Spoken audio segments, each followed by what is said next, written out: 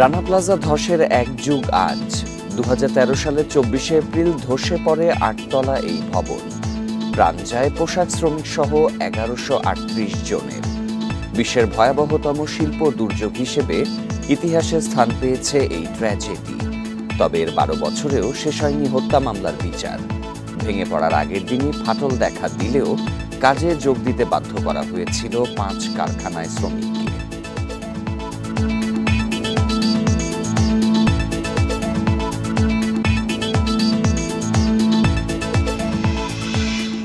এ নিয়ে থাকছে বিস্তারিত প্রতিবেদন। স্বাগত সকাল ৯টার বিরতিহীন সংবাদে। এবার জানিয়ে দেব প্রধান শিরোনাম।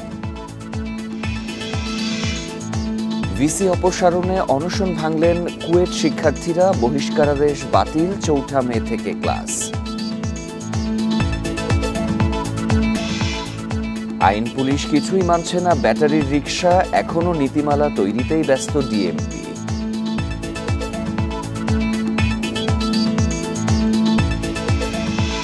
সংবাদে আরো যা থাকছে। পাচারের টাকা ফেরাতে তৎপর অন্তর্বর্তী সরকার, আইন সংশোধন কূটনৈতিক চেষ্টায় জোর।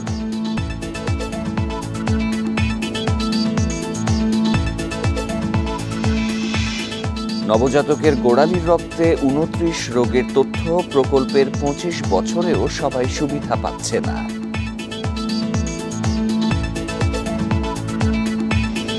বান্ডেল থাকলে প্রতি সেনমানিতে টাকা বাঁচবে। বিকাশ সেনমানি বান্ডেল কিনে জিতুন প্রতি লেনদেনে।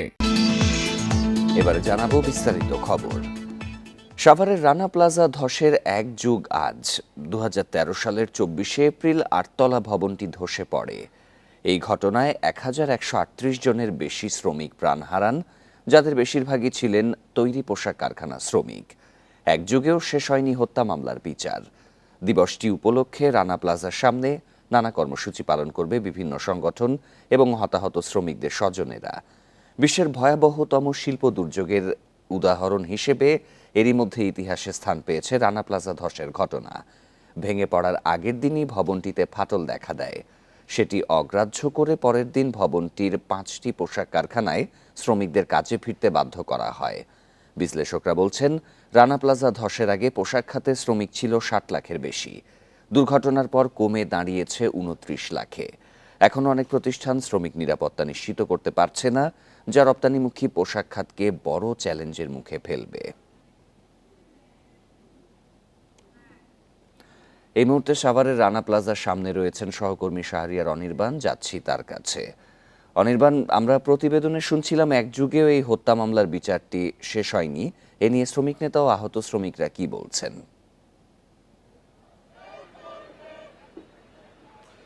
দেখুন, এক যুগ হয়ে গেল, তো এক যুগ পরও এখন পর্যন্ত আমরা রানা প্লাজার যে ঘটনাস্থল, সেই ঘটনাস্থলে কিন্তু এখনো আহত এবং নিখোঁজের যে স্বজনরা, তাদের হাহাকার আমরা দেখছি।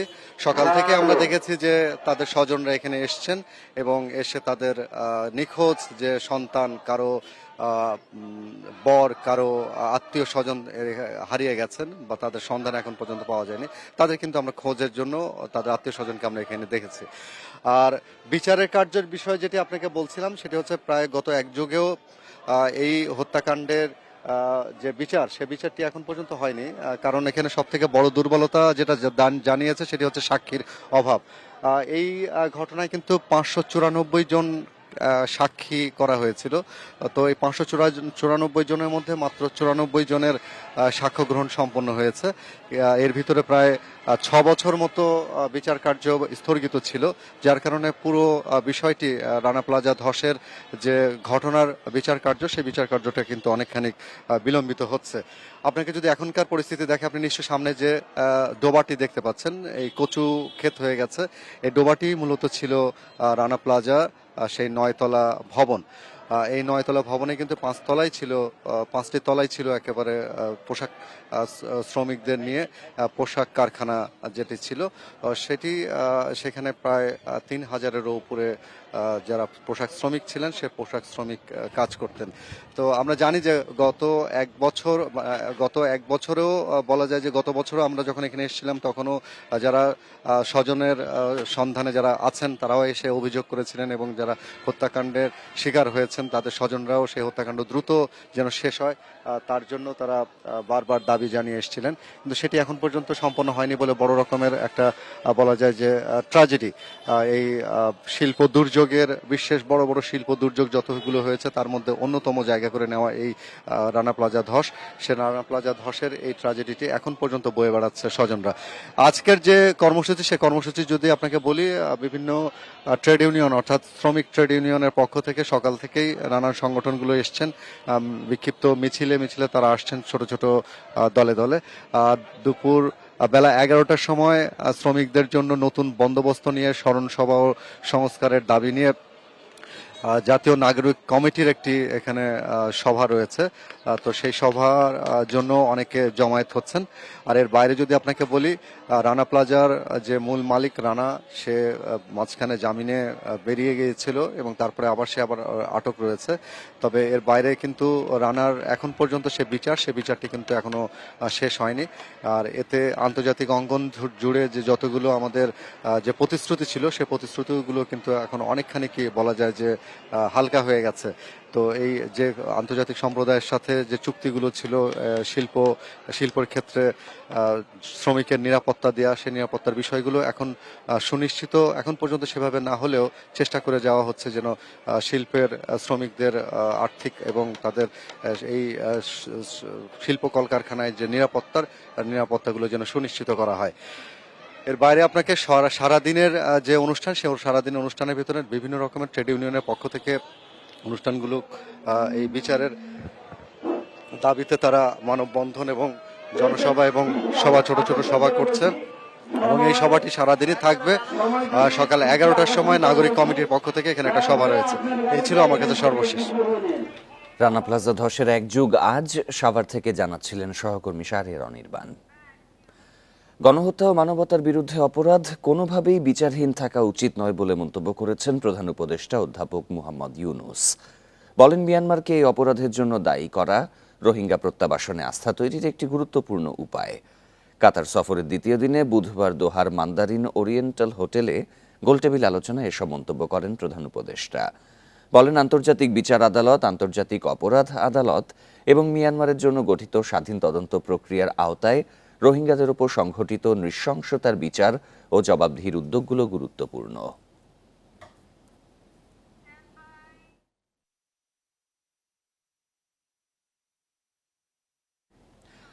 অদৃশ্য প্রতিপক্ষ ধীরে ধীরে দৃশ্যমান হচ্ছে, এরাই বিএনপির বিরুদ্ধে অপপ্রচার চালাচ্ছে বলে মন্তব্য করেছেন দলটির ভারপ্রাপ্ত চেয়ারম্যান তারেক রহমান।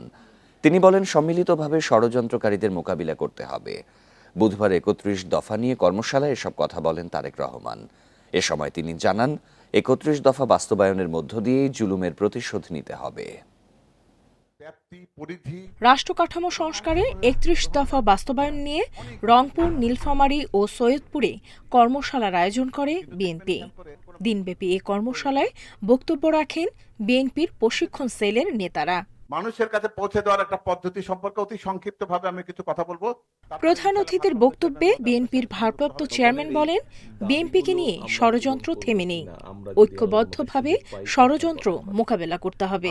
তিনি বলেন, বিএনপির পক্ষেই দেশের মানুষের জন্য কিছু করা সম্ভব, অন্য কারো পক্ষে নয়।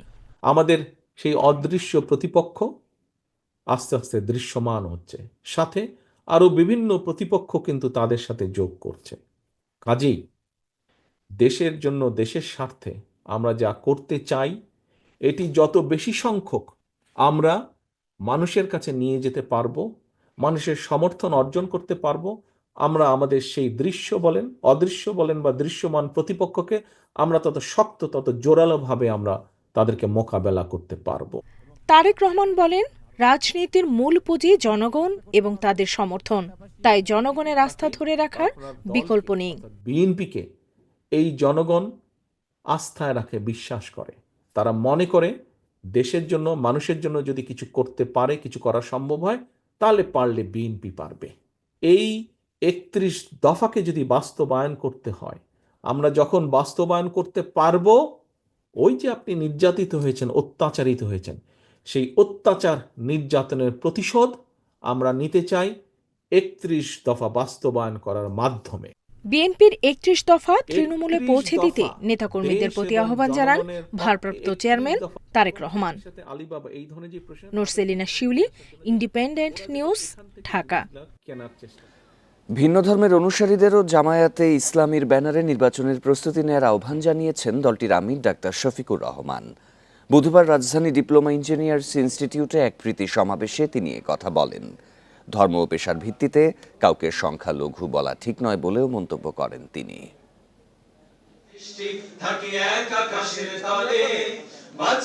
কাকরাইলে জামাত ইসলামীর প্রীতি সমাবেশে অংশ নেন হিন্দু, বৌদ্ধ, খ্রিস্টান সহ বিভিন্ন ধর্ম ও সম্প্রদায়ের প্রতিনিধিরা। তারা বলেন, মুক্তিযুদ্ধের মতো জুলাই অভ্যুত্থানেও সকল ধর্মের অংশগ্রহণ প্রমাণ করে এই দেশ অসাম্প্রদায়িক। সবাইকে ভালোবাসি, সবাই আমরা বাংলাদেশি, এবং বাংলাদেশে আমি যখন রাস্তায় হাঁটি আমি সকলকে ভাই বলে সম্বোধন করি। আপনারা আপনাদের নির্বাচনী ম্যানিফেস্টোতে এমন কিছু সংযোজন করবেন যাতে এই দেশের সংখ্যালঘুরা আপনাদের আস্থায় থাকে। সকলকে নিয়ে একটা সুন্দর দেশ গড়বেন, একটা সুন্দর সমাজ গড়বেন। সাংবাদিক সন্তোষ শর্মা বলেন, স্বাধীনতার পর ২০২৪ সালের দুর্গাপূজায় সবচেয়ে কম দুর্ঘটনা ঘটেছে। এর পেছনে রয়েছে জামাত ইসলামীর অবদান। বাংলাদেশের স্বাধীনতার পর থেকে ২০২৪ সাল পর্যন্ত প্রত্যেক বছর দুর্গাপূজায় দুর্ঘটনা হয়েছে, কিন্তু ২৪ সালের দুর্গাপূজায় সবচেয়ে কম ঘটনা হয়েছে। সরকার ও সংসদে সব ধর্মের প্রতিনিধির জন্য সংরক্ষিত আসনের দাবি জানান জাতীয় হিন্দু মহাজোটের মহাসচিব। আওয়ামী লীগ আমাদেরকে ভিকটিম বানায়, একেবারে জিম্মি বানিয়ে রেখেছে সেই 1954 সাল থেকেই।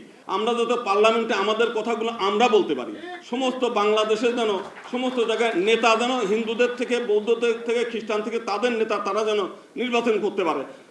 জামাতের আমির ডাক্তার শফিকুর রহমান বলেন, ধর্ম ও পেশার ভিত্তিতে কাউকে সংখ্যালঘু বলা ঠিক নয়। আমাদের ফুলের বাগান কোনো বুতম পেচার নষ্ট করুক, এটা আমরা চাই না। আসুন আগামীতে যদি পছন্দ করেন তাহলে জামাতে ইসলামের ব্যানারেই আপনারা নির্বাচনের জন্য তৈরি হন। এ সময় সন্ত্রাস ও চাঁদাবাজির সঙ্গে যারা জড়িত তাদের পরিচয় জানাতে সবার প্রতি আহ্বান জানান জামাতের আমির। আমাকে তাদের অবস্থাটা অ্যাসেস করার জন্য যেতে হবে। ইকরামুল কবির, ইন্ডিপেন্ডেন্ট নিউজ, ঢাকা। কুয়েটের উপাচার্য এবং উপাচার্যকে দায়িত্ব থেকে অব্যাহতি দেয়া হয়েছে।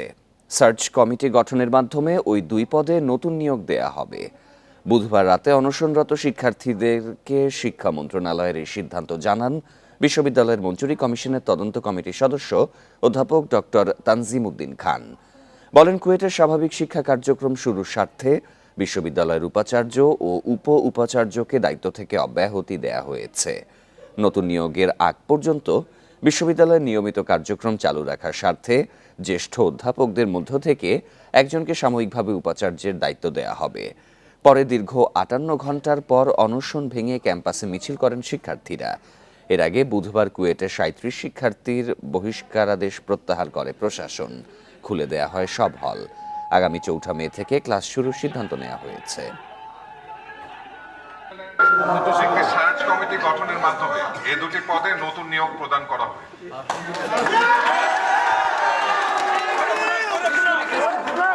অন্তর্বর্তীকালে বিশ্ববিদ্যালয়ের নিয়মিত কার্যক্রম চালু রাখার সাথে জ্যেষ্ঠ অধ্যাপকগণের মধ্য থেকে একজনকে সাময়িকভাবে উপাচার্যের দায়িত্ব।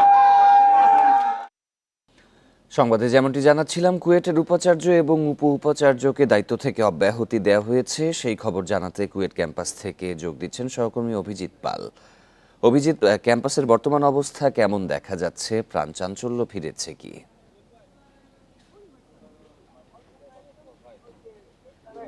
18 ফেব্রুয়ারি সংঘর্ষের ঘটনার পর থেকে কুয়েট ক্যাম্পাসে যে উত্তাপ ছিল সেই উত্তাপ কিন্তু অনেকটা কেটে গেছে। এখন শীতল হাওয়া বইছে বলতে গেলে, কারণ গতকাল রাতে আমরা দেখেছি যে যখন কুয়েট ক্যাম্পাসে প্রথম ঘোষণা করা হয় যে এই ছাত্রদেরকে যে কুয়েটের উপাচার্য এবং উপাচার্যকে অব্যাহতি দেওয়া হয়েছে এবং নতুন করে উপাচার্য নিয়োগের জন্য একটি সার্চ কমিটি গঠন করা হয়েছে এবং তারপর থেকেই কিন্তু আসলে ক্যাম্পাসে একটি উল্লাস হচ্ছে।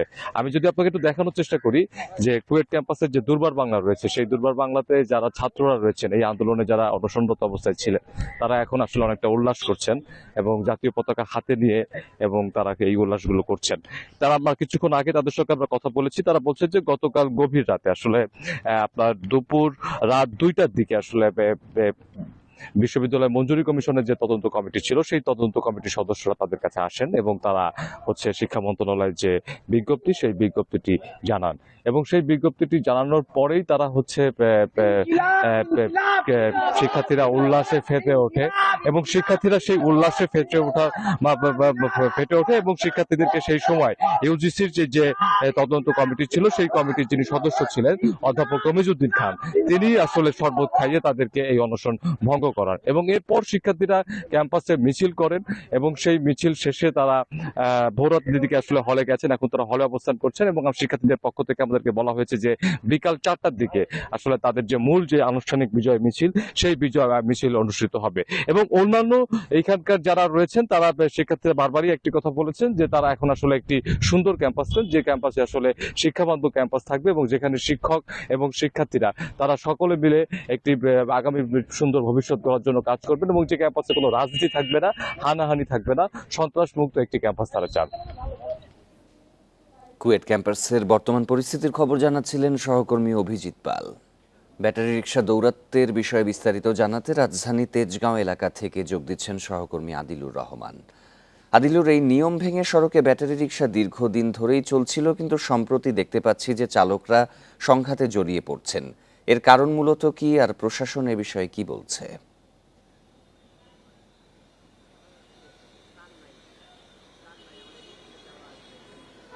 দেখুন, প্রথমে আসলে অটোরিকশা বাংলাদেশে নামার যে একটা ইতিহাস আছে, সেটি হচ্ছে যে শুরুর দিকে শুধুমাত্র প্রতিবন্ধী যারা পায়ে চালিত রিক্সা চালাতে পারেন না, প্রতিবন্ধী তাদের জন্য মূলত আসলে এই অটোরিকশাটি বাংলাদেশে এসেছিল। কিন্তু এরপরে যখন আসলে এটি অনেক বেশি সহজ করে দেওয়া হলো, তারপরে আসলে একে একে এই অটোরিকশার যে দৌরাত্ম্য, সেই দৌরাত্ম্যটি আসলে বাড়তে শুরু করে এবং এখন এতটাই আসলে দৌরাত্ম্য বেড়েছে যে এরা একটা সংঘবদ্ধ সংগঠন হয়ে গেছে, যে কারণে চাইলেই এই অটোরিকশা বন্ধ করা বা অটোরিকশার বিরুদ্ধে কোনো ধরনের কোনো পদক্ষেপ নেওয়া কিন্তু আসলে খুব কঠিন একটা বিষয় হয়ে গেছে। যখনই আসলে কোনো ধরনের কোনো পদক্ষেপ নেওয়া হচ্ছে, তখনই আমরা দেখতে পাচ্ছি যে তারা আন্দোলনে নামছে এবং সড়ক অবরোধের মতো ঘটনা, ভাঙচুরের মতো ঘটনাও কিন্তু আসলে তারা ঘটছে। আমি এই মুহূর্তে আসলে তেজগাঁতে আছি। তেজগাঁতে আমি দীর্ঘ সময় যেটি আসলে লক্ষ্য করছিলাম যে এখানে আসলে পায়ে চালিত যে রিক্সা, এই রিক্সার সংখ্যাটি আসলে খুবই কম। এখানে যদি 10টি অটোরিকশা থাকে, হয়তোবা একটি পায়ে চালিত রিক্সা দেখা যাচ্ছে অনেকক্ষণ পর পর। অর্থাৎ এরকম একটা অবস্থার মধ্যে আসলে তৈরি হয়েছে। আপনি জানেন যে সম্প্রতি গুলশানে অটোরিকশা চলাচল আসলে বন্ধ করে দেওয়া হয়েছে।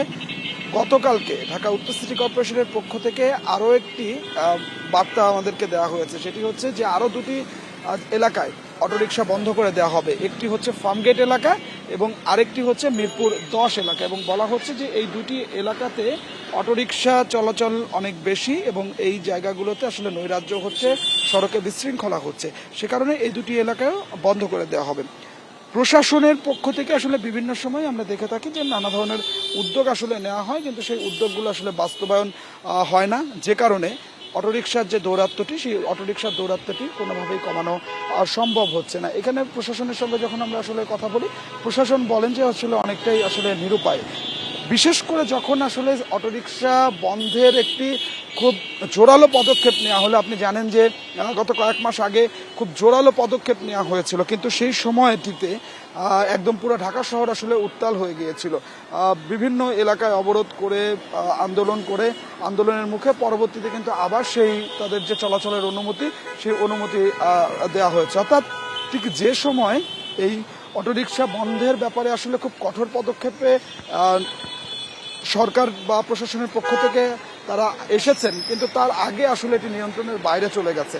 অর্থাৎ তারা যখন এটি নিয়ন্ত্রণ করতে চাচ্ছেন, তার আগেই আসলে দেখা যাচ্ছে যে প্রচুর পরিমাণে অটোরিকশা এই রাজধানী সহ বিভিন্ন জায়গায় আসলে চলাচল করছে। অর্থাৎ সব মিলিয়ে যেটি আসলে বলা যায় যে অটোরিকশা বন্ধে যে আরও অনেক বেশি কঠোর পদক্ষেপ না হলে এটি বন্ধ করা সম্ভব হবে না বলে কিন্তু আসলে নগরবাসীর একটি অভিযোগ আছে এবং নগরবাসী চাইছেন যে খুব যত দ্রুত সম্ভব হয় এই অটোরিকশা চলাচল যেন নিশ্চয়ই ডিএমপি যে নীতিমালার কথা বলেছে তারা দ্রুত ব্যবস্থা নেবে, এটাই সকলের প্রত্যাশা। অটোরিকশা দৌরাত্মের বিষয়ে তেজগাঁও এলাকা থেকে জানাচ্ছিলেন সহকর্মী। বিদেশে পাচার করা অর্থ ফেরত আনতে তৎপর বাংলাদেশ ব্যাংক। আইনি প্রক্রিয়ার পাশাপাশি সমঝোতার মাধ্যমে টাকা ফেরত আনার চেষ্টা করছে গভর্নরের নেতৃত্বে গঠিত টাস্ক ফোর্স।